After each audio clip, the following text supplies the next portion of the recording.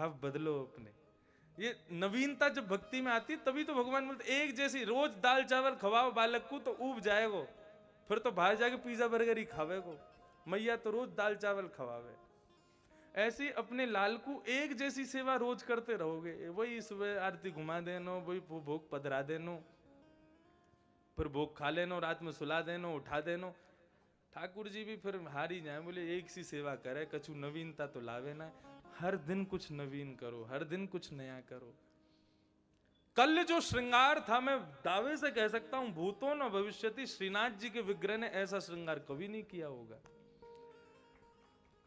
ऐसा मुकुट धारण करके, और श्रीनाथ जी श्रीरंगम के रूप में, रंगनाथ भगवान के रूप में कल विराज रहे थे। मैंने तो ऐसा स्वरूप ठाकुर जी का नहीं देखा। ऐसी नवीनताओं से ठाकुर जी को ही आनंद आता है। चलो नवीन नवीन धराओ, नवीन नवीन आनंद करो, तुम्हें जैसो इच्छा करे। मैं तुम्हारे पास आया हूं तुम्हारो हैवी के का, जब तुम्हें जैसो अच्छा लगे वैसे मुंह को तैयार कर दो। तो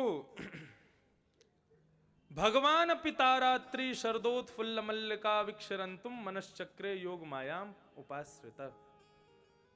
भगवान ने पहले ही निमंत्रण दे दिया था गोपियों को कि भैया तुम लोग मुझे पति रूप में मांगती हो, ठीक है, शरद पूर्णिमा की रात्रि पर हम तुम लोगों से मिलेंगे। आज जैसी शरद पूर्णिमा की रात्रि आई, अच्छा देखो एक बात सुनो, ठाकुर जी ने रात में क्यों बुलाई गोपी? सुबह बुला लेते, और सुबह बुलाते तो इतनी बात भी नहीं बनती।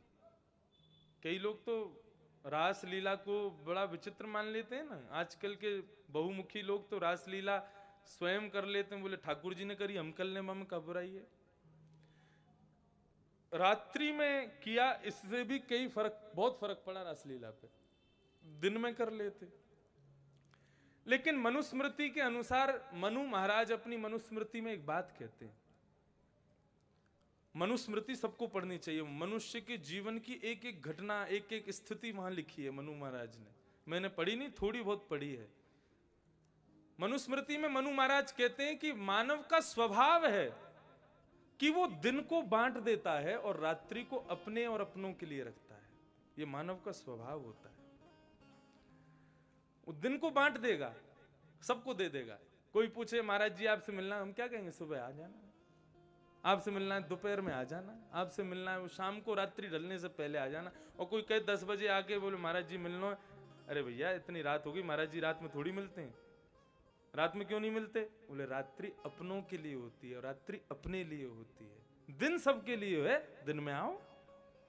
ऐसे ही ठाकुर जी ने भी देखो, यहां पे शाम का चंद्रमा उदित नहीं होता, उससे पहले श्री जी बाबा चले जाते हैं। क्यों? बोले भैया दिन भर बांट दियो मैंने सबन को, कोई बंबई ते आया, कोई कलकत्ता ते आया, कोई अमेरिका ते, कोई कनाडा ते, कोई वृंदावन ते, सब लोग पधारे, सबन को मैंने दे दियो। अब रात तो मेरी और मेरी गोपियों के लिए, हमारे लिए ठाकुर जी के कपाट बंद हुए, लेकिन ऐसा नहीं है। रात्रि होते ही, कपाट बंद होते ही ठाकुर जी अपनी लीला में प्रवेश कर जाते हैं, रास लीला करवे चले जाएं। ये भाव हमको किसने बताया? बताएं। हमारे ठाकुर जी गए थे कनाडा, गिरधर लाल जी, और हमारी एक दीदी रहती हैं वहां पर, उनका भी परम सौभाग्य, एकमात्र वही थी जिन्होंने रक्षाबंधन पर गिरधर लाल जी को राखी पहनाई। लेकिन वो किसी कारणवश आ नहीं पाई इस उत्सव में, लेकिन रोज मानसिक उपस्थिति थी। उनके जो ससुर जी थे वे वल्लभ संप्रदाय से दीक्षित, और बड़ी अच्छी उनकी सेवा प्रणाली, श्री गोकुलनाथ जी की सेवा वे करते हैं। यहीं अहमदाबाद के पास में एक स्थान है, वहां पर उनका मंदिर है।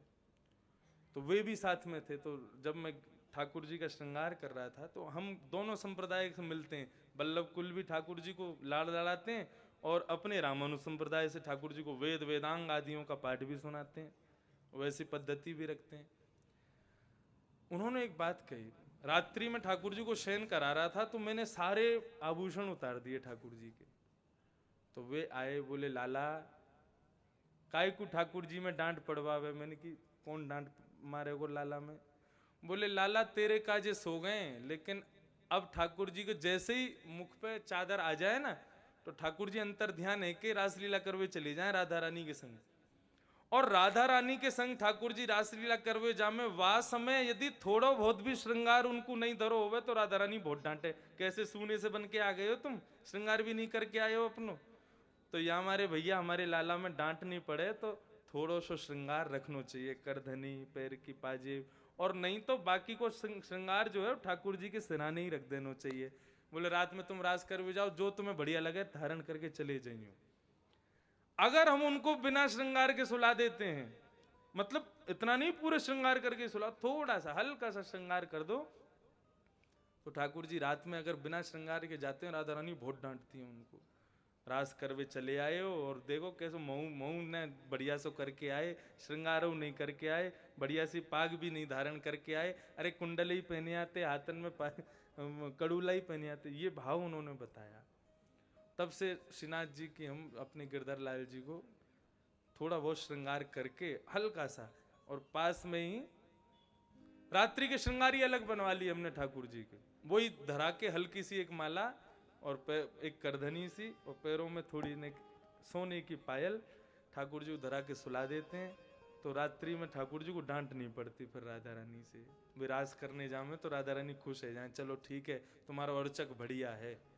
नहीं तो राधा रानी अगर कह दें तुम्हारा अर्चक तुम्हारा श्रृंगार ना करे रात में, छोड़ो वाकू दूसरे को पकड़ो, तो कहीं छोड़ के नहीं चले जाए हमको। तो ये सब भाव की बातें हैं। रात्रि में ही ठाकुर जी ने गोपियों को बुलाया और ठाकुर जी ने रास करना प्रारंभ किया। अब देखो रास में पूरा विस्तार से बताऊं आप नहीं समझोगे, पहले श्लोक के ही 2 भाव समझ लो, संपूर्ण रास आपके मनस चित्त में घूम जाएगा। देखो श्लोक बोलूंगा मैं अभी, उसका प्रथम अक्षर और अंतिम अक्षर ये 2 ध्यान से सुनना। भगवान पिता रात्रि शरदोत्फुल्ल मल्लिका वीक्षण तुम मनश्चक्रे योग मायाम उपाश्रित। कौन कौन से 2 शब्द हैं? पहला भगवान, दूसरा उपाश्रित। देखो रस और रास में भेद क्या। आपसे कोई पूछे आप कथा में क्यों जाते हो, तो आप उत्तर में क्या देते हो? बोले रस आता है कथा में, रस मिलता है, रस मिलता है, रस मिलता है इसीलिए तो कथा में आते हैं। यहाँ पे कोई आपको लड्डू गुलाब जामुन खीर पकौड़ी ये सब तो नहीं चाहिए, आप लोगों को रस चाहिए। कोई भी अरे कई लोग कहते हैं कथा से जाते हैं महाराज जी आप खूब रस बरसा रहे हो, हैं रस को ही कहते हैं ना। रस को पीते पीते पीते पीते पीते रसिकनी रस में रहत गड़ी। जब आप रस से सराबोर हो जाओगे, रस में डूब करके बिल्कुल रस से भरपूर हो जाओगे, तब आपके रस का आस्वादन करने की इच्छा श्री जी नाथ की होगी। समझना, अभी आप श्रीनाथ जी का दर्शन कर रहे हो और उनके स्वरूप का रस अपने अंदर ले रहे हो, लेकिन ये रस लेते लेते लेते लेते जिस दिन भरपूर रस से भरपूर हो जाओगे, भक्त प्रणाली में मीराबाई जैसे तुम भक्त बन जाओगे रस से भरपूर, तब ठाकुर जी के रस की आपकी इच्छा नहीं होगी, आपके रस लेने की ठाकुर जी की इच्छा होगी।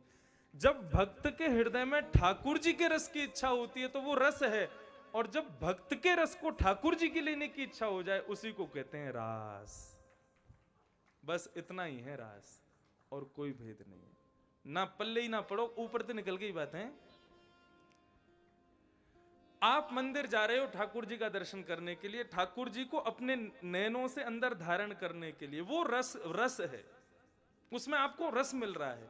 लेकिन जब आपकी भक्त प्रणाली, आपके भक्ति भाव इतने सुंदर हो जाएं कि आप रस से भरपूर हो जाओ, तो आपके रस को लेने के लिए ठाकुर जी आपके घर चले आवे, उसी को कहेंगे रास। भगवान जब भक्त के उपाश्रित, भक्त जब तक भगवान के उपाश्रित तब तक वो रस है, लेकिन भगवान जब भक्त के उपाश्रित हो जाता है तभी रास होता है। समझ में आ गई बात? बस इतना ही है रस और रास में भेद।